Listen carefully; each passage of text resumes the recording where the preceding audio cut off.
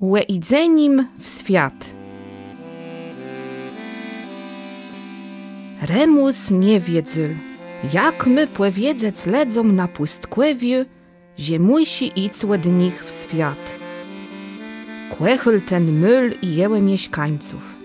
Marcjanna, jako baro sołeniełe i scela, wiele z nim gdala i dywala mu w jedno najlepsi smaczci.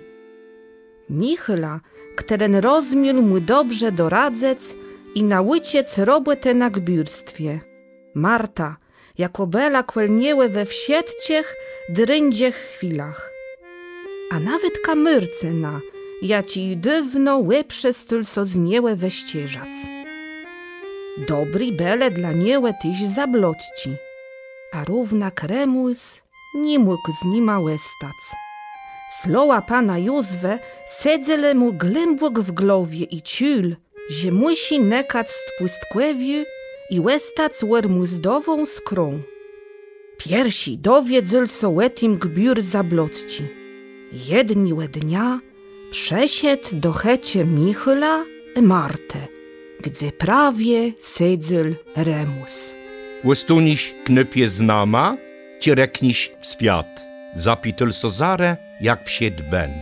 A dziełem by miał nic. Michyl nie rozmiał, co idze gbiurowi. Kto mu je dobrze. Belno so wyrada w robłece, w sietce ty rozmieją jełe skazioną gytka. Jebe baro chcel, żeby Remus znama łystyl. Mój bracina przed śmiercą rzekł mi równak, że nic głety nie zatrzymie i Remus pójdzie w świat. Mieluen prawda? Zeblocci zdrzel knypuj prosto w łecie. W izbi zrobilo so baro cechłe. Jo, jak skończymy na gbürstwie z imkłewi robłete, pójda w świat, łet powiedział Remus. Mum nydze ja, że niemdziś tyle żalowel. Wiedno musisz do nas wrócec, rzekł gbür.